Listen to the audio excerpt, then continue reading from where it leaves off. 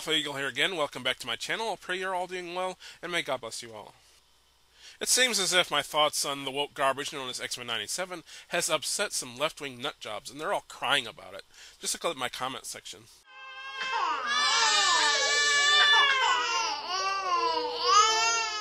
Some were so fragile and triggered by the truth that they made response videos.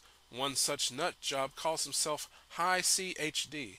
I can only assume he calls himself this since he seems to be high as balls because he has fits of uncontrollable laughter. Perhaps he should change his name to High THC. This nigga.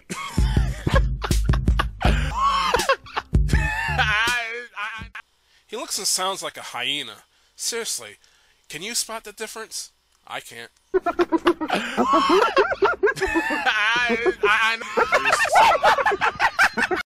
They're the same picture. His coping video is what we will be looking at today. Anyway, as usual, I have nothing against High C, and all the jokes I make about him is all just in good fun. Now, before we get to his video, I looked at his comment section and I saw an old friend of ours. Hello, Tristan. What did you have to say? OMG, this guy is an absolute joke. Tristan, while I agree with you that High C is a joke, that's not nice of you to say.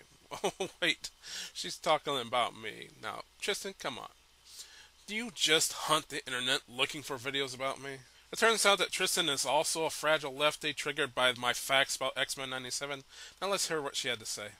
Like, I seen when, a week or so back when I was first started watching it, or somebody brought up something about Alpha Eagle, and he agreed with the executioner and made a whole video about it. Like, you know it's really fucked up when you're the bad guy, right? Well, Tristan, first, you must not have paid attention to my video, since I only agreed with the executioner when he said that he was tired of all the whining from the so-called oppressed groups, and normal people have it harder than the X-Men. I did not agree with him on his hatred of mutants. Second, that just proves how bad the show's writers are. The writers made the X-Men look like such terrible people that they made me root for the bad guys. I mean, even you said how bad Rogue was. And then Rogue is a dirty fucking whore? Like, what the fuck? She's so fucking cruel. Like, she breaks up with Gambit in the one episode in order to fucking immediately kiss Magneto. The writers made Rogue look like a terrible person. That's why I side with the so-called villains in this show, because the writers make the X-Men look like the villains. I mean, would a hero do what Rogue did? Also, you're a hypocrite, Tristan. Look at your YouTube banner. Catwoman, Melina, and Harley Quinn. 3 villains. At best, you could argue that Catwoman is an anti-hero, but your YouTube banner is supposed to represent you. And what do you choose? 3 villains. And you call me the bad guy for agreeing with Executioner on one single point when you use 3 villains to represent yourself. Unbelievable. Anyway, back to High C. Let's look at his YouTube channel. What does his About section say? I create canon events. Well, maybe your own headcanon events. Spider-Man content and internet commentary. Well, I see a lot of Miles Morales content, but I don't see any Spider-Man content. Because, as we all know, Peter Parker is Spider-Man, and Miles Morales is Miles Morales. So, he's a Miles Morales simp. I understand why anyone would like a token like Miles. I mean, if I was black, I would find him insulting and pandering. There's nothing unique about him. Everything he has is just a hand-me-down from the white man, Peter Parker. His powers, his villains, his love interests are just Peter Parker's sloppy seconds. They couldn't even come up with his own superhero name. He's just a lazy character. And it's not just Miles. I feel the same way about all the Spider-Verse characters. And it's racist to black people.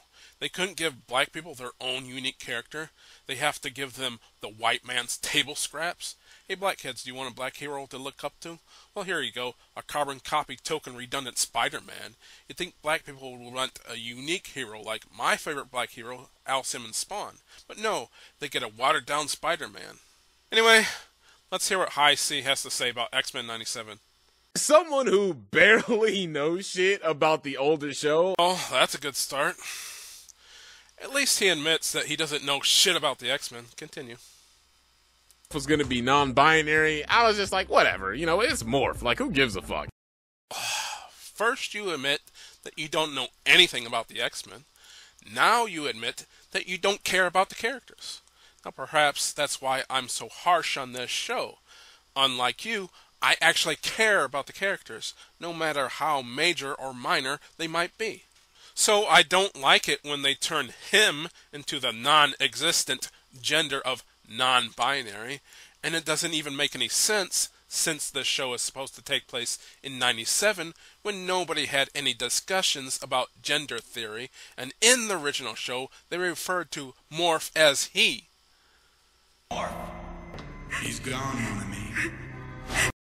So okay, you don't know anything about the X-Men and you don't care about the characters. Continue. Talking about how the show hates white men. In Cyclops, a white dude legit has the best character arc in the entire show aside from Magneto. Sure about that? In the second episode, Cyclops gets his butt whooped by the Executioner, an ordinary human.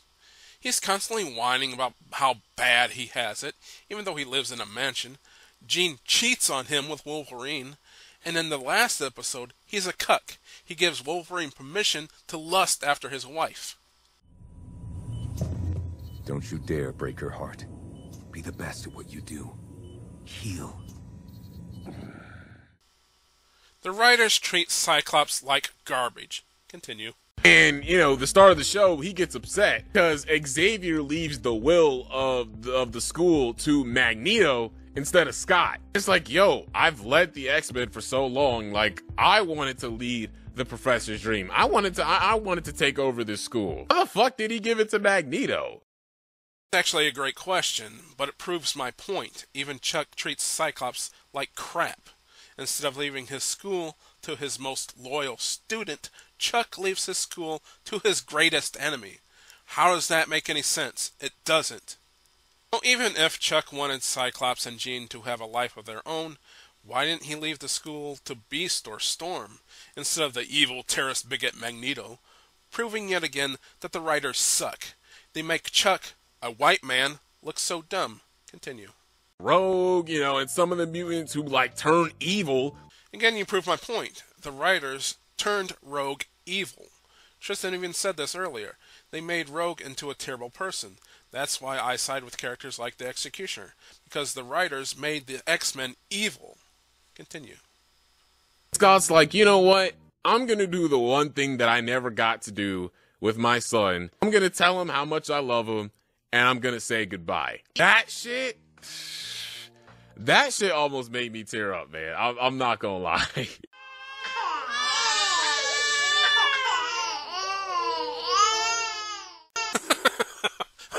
Okay, pussy, continue. With Magneto. He's right. I don't give a fuck. I don't give a fuck. Wipe them all out. Wipe out all the humans. There it is. High C just sided with the evil terrorist bigot Magneto. Not all, but many of these left-wing people are the most angry, violent people on the planet. They constantly have these fantasies of acts of violence. Now, how many people did this show say that Magneto killed? If it is this horrible here, how bad is it out there? Thousands are feared dead. All First World infrastructures are in ruin. Without warning, Magneto's thrown the entire planet back centuries. Oh, just thousands? So High C thinks that an evil terrorist bigot who just killed thousands of people is right. If you side with an evil, mass-murdering terrorist bigot, what does that make you? I mean, how is Magneto any different from the funny-mustached German man? I mean, they both think they're kind of superior, and they both mass-murdered people around the world. Picture. I would even argue that Magneto is worse. I mean, the funny-mustached German man targeted certain people. Magneto mass-murdered innocent men, women, and children of all different races. And most likely, Magneto's attack also killed mutants, the species that he claims to want to protect. Well, some may call me a hypocrite, since I partially agreed with the villain of the Executioner. Now, the Executioner didn't kill thousands of people like Magneto. If you're taking Magneto's side, there's something seriously wrong with you. And this isn't the only time that High C condones mass murder. Oh yeah, you best believe when Roberto gets back to his family, it's on site. Use them heat blasts and evaporate them immediately. High C just suggested that Sunspot kill his entire family. I honestly think there's something wrong with Mr. High C here. But please continue. Best death in the entire show. Before this show, I'm like, bro, it is Gambit. Like, dog, I don't care about Gambit. Again, High C admits that he doesn't care about the X-Men characters. But I would ask him this. Why do you think they killed off Gambit? The same reason why they sidelined Wolverine for the last episode. Because he's a masculine, straight white male. Now, why do you think they didn't kill off any of the minority or white female members of the X-Men? Because white man bad. Middle finger to all the idiots calling this woke trash. Kind of unfortunate because it's like that word was something that, at first that word meant something positive. Then the internet took it and ruined it, man. It's just sad, man. It's really sad. Oh, you sad, High C. You gonna cry.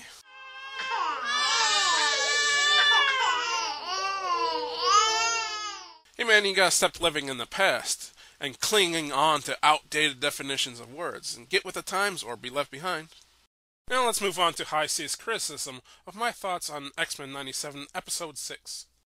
This nigga got an American Eagle as a Sprite, bro. I'm dead as fuck. So just have the Confederate flag on that shit, homie. Well, first, my avatar is not a Sprite. Next, like most people on the left, he sees the Confederate flag as something racist when it's not. But I won't get into his stupidity on that right now. This guy has Captain America in his intro, so I wondered, does he think that Cap's costume is also racist, or is he just a hypocrite? Generally, most lefties hate America, so it doesn't surprise me that he hates my avatar. Anyway, continuing. The show is very woke, as you can see by this episode. Please tell us how the X-Men is woke. X-Men is always focused on social commentary and systemic issues. Okay, I'm pretty sure it's always been woke. Oh wait, I forgot. Idiots Online took that word from the black community and ruined it. Now it's pretty much anything they don't like. Well, like most lefties, High C doesn't understand the current definition of woke, so I guess I'll have to educate him. I define woke, as it refers to the media, as a slang term meaning an overcompensation of a perceived social or political problem that doesn't actually exist. In the case of X-Men 97, the perceived social problem is that the X-Men lack diversity. We all know that the X-Men is very diverse, so that so-called problem doesn't really exist. But since the show's creators seem to think it does exist, their solution is to turn Morph into a non-binary homosexual, and that's what makes it woke. If they're already woke, then they wouldn't have felt the need to change Morph. So apparently, if it was already woke, it wasn't woke enough, according to the show's creators. High C is using the outdated version of the word woke, and he claims the X-Men have always been woke. Regardless of which definition you use, the X-Men is woke, and therefore, either way, I'm right. By the way, he claims that the word woke was taken from the black community. Woke is an English word, so it was created by white people. So the black community stole it from the white community. White people are just taking it back. The black community never owned it to begin with. But continue. Like I said in my last video, Professor X is still alive. But that's not a very hard prediction to make. Anybody with a functioning brain could have figured that one out. Or anyone who actually watched the original show or did a little bit of research before watching X-Men 97 would know that Xavier is still alive. And, you know, he never actually died. Yeah, so where's your criticism here? Your criticism is that my prediction came true? Your criticism is that I'm right? Or is your criticism that it was an easy prediction to make? Well, I said it was an easy prediction to make. So again, where's your criticism? This dude continues to prove me right. Continue. This episode starts with the Shi'ar attacking the Kree, with Ronan the Accuser being defeated way too easily by Deathbird. But of course she does, because he's a man, and men are pathetic and weak in this series. Bird was not the one who defeated Ronan the Accuser. That would be Gladiator. So I like how you said, of course it happened, because he's a man, and you know, women have to be dominant in this show. Yet, Gladiator, isn't Gladiator also a man? And he was pretty much the strongest one there. Deathbird struck the final blow on Ronan. She slammed him to the ground. So I credit her with being the one to defeat Ronan. She was also the leader of the group. The leader is often credited with defeating the enemy. A general is often credited with winning a battle, even if they didn't do any fighting. Gladiator was the strongest, but he wasn't the leader. Gladiator has no agency. He just does what he's told, like an obedient pet. So again, you're just proving my point that the men are treated like pets in this series. Continue. This vid somehow got 27 likes. It's up to 43 likes now, thank you very much. And admittedly, it does have 46 dislikes, but that's pretty close. Nearly the same amount of people like it as dislike it. Continue. Says this. The Empress, Lilandra Niramani, and her royal consort. Your man speaks as if I am your pet. Not an entirely displeasing thought. Hush now, beloved. You may bark later. The show even admits that men are treated like pets. Wait! Even suggesting that... No! That's called a joke. He was just making light of the situation. Situation he's making light of. The fact that Lilandra treats him like a pet. As the saying goes, the best jokes are funny because they are true. So by making a joke, Chuck is admitting that it's true. Lilandra treats him like a pet. Again, proving me right. Continue. Again, proving that not only do the writers of this show hate men, they also don't understand the characters. Oh, it actually seems like you don't understand the character. Actually, it was you who admitted that you don't know shit about the X-Men. Remember that? Someone who barely knows shit about the older show.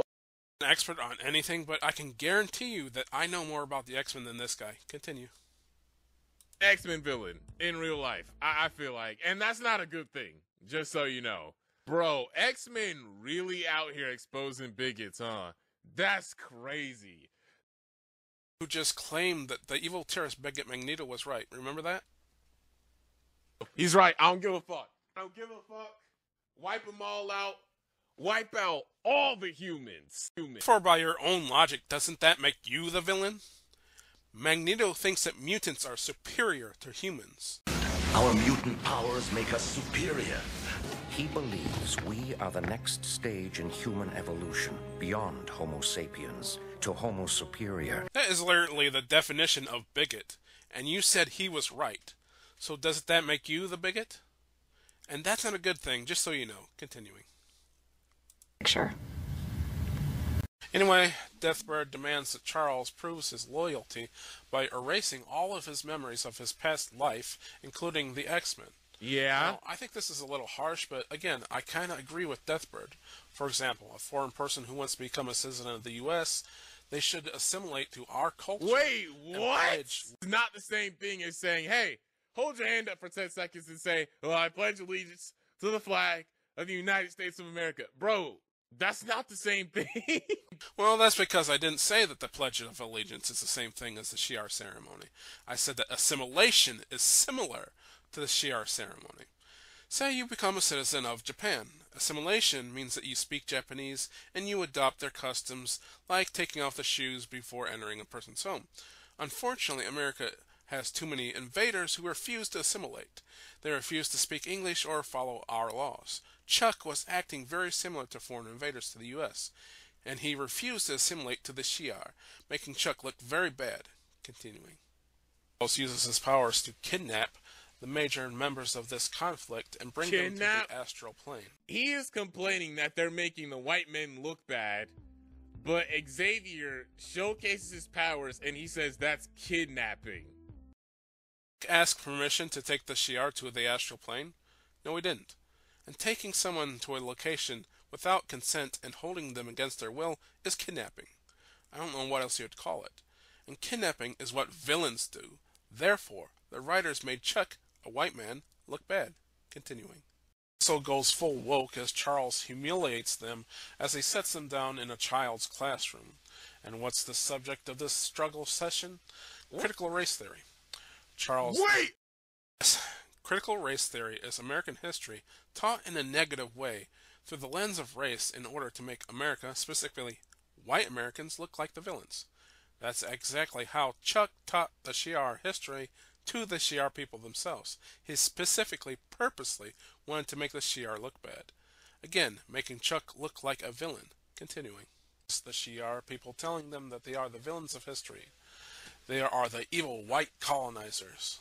And if they didn't colonize those other societies, and if those societies were allowed to develop on their own, they would be empires themselves equal to the the Shi'ar Empire. Non-Europeans would still be living in huts with no electricity, no running water, no modern conveniences at all.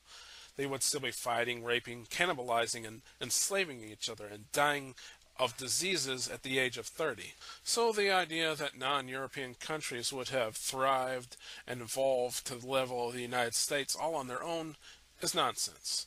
Wakanda is not real, folks. It could never have been real, and it will never be real. So let's get back to the episode. Wakanda isn't real. It can't be real.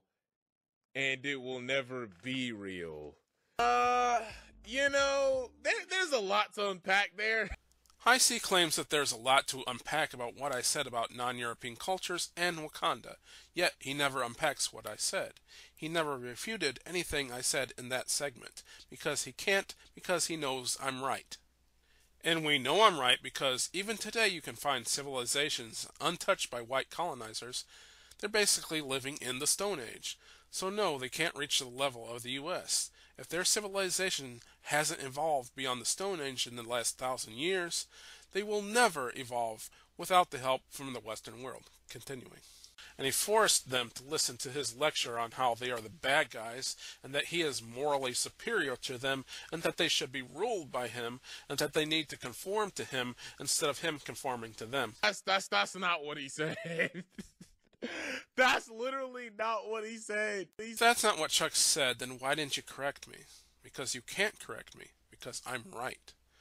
If Chuck were to marry Lilandra, he would rule over the Shi'ar. And he said he wants to change the way the Shi'ar conducts its empire. And he wants them to stop colonizing other worlds. Continuing. It's magical. Perhaps your mother's book holds an answer. He said that Forge got that magic book from his mother. This was done on purpose. They could have said that he got the book from his parents, but they specifically wanted to credit Forge's mother because, as we've seen earlier, men are inferior in this series, and they are no more than pets to the women. Or it's because different women have different talents, like maybe his mom actually practiced magic? Heisey doesn't seem to understand writing or writers. Everything that is written in this show is written with a purpose in mind, especially in animation. Nothing is written randomly or without purpose. So you need to ask yourself, why did they write the scene to only credit Forge's mother instead of both his parents? If said anything about this scene if this show didn't have a pattern of only talking about the characters' mothers. Sunspot, they only focus on his mother. Bastion, they only focus on his mother. And when they do mention the fathers, it's in a negative light, as Cyclops did when he was talking about his father. You need to pay closer attention, Heisey. Continuing. Like, listen to this dude. Like, these people want to be victims so bad. Well, no, I don't want to be a victim, but you claim I do anyways. What you're doing is called projection. Minorities like yourself actually want to cling onto their victim status so badly. You see, there's actually one thing that Magneto was right about. He said that humans fight over who's the most victimized. People don't want to be better. They're already the best everything. Best tribe, best faith. They even fight over who's the best victim. So, when white people like myself simply point out the fact that they are being portrayed negatively in media, minorities freak out, because they believe that only they can be victims, and if they lose their victim status, they will lose their power in society, and that's what they fear the most. That's why race grifters like Al Sharpton needs to keep the races divided and blacks to maintain their victim status. If blacks were no longer seen as victims in the public eye, people like Al Sharpton would no longer be able to make money off of playing the victim. Continue. Like, they find shit that's not there. Xavier made a fucking speech about how aliens and humans could coexist. He turned that into a conversation about white colonization. The theme of white colonizers is absolutely in this episode. It is time for today's lesson. Let's talk about power. Real power. Who can tell me from where the Shi'ar Imperium draws its might? From the of your empire is in truth a harvest of stolen worlds. Younger cultures that, had they not been tilled to death, would now be empires rivaling your own. Fearing this, you strike at the knees and claim you can help them walk again. But only if they assimilate, submit, which brings us to this conclusion. The Shi'ar Empire is a snake oil racket. Forge lyrically used the word colonizers in this episode. Union forces stored weapons here during the Civil War. It was actually built during the Plains War decades earlier by colonists. Those wars exterminated your people. Why let them build such a thing into the very foundations of your land? They said that they were here to help, sort of like how I came to you. Don't lie to me, gaslight, and tell me it's not there when I just showed you it's there. Continuing. I don't know if there are any women willing to date racists. The left have absolutely no argument, so their go-to tactic is to call anyone who proves them wrong as an ist or a phobe. They have nothing else. Continuing. Do not cook again. Stop. Stop. Like, this is dumb. Stop. So, just like many leftists, High C wants to censor anyone who disagrees with him. I will cook again. I will not stop cooking. And I don't swear very often, but sincerely, fuck you for telling me to stop cooking. Anyway, that's about it for this video. I'm Alpha Eagle. God bless you for watching. God bless America. And I pray that High C and Tristan actually pay attention to the messages in the media that they consume.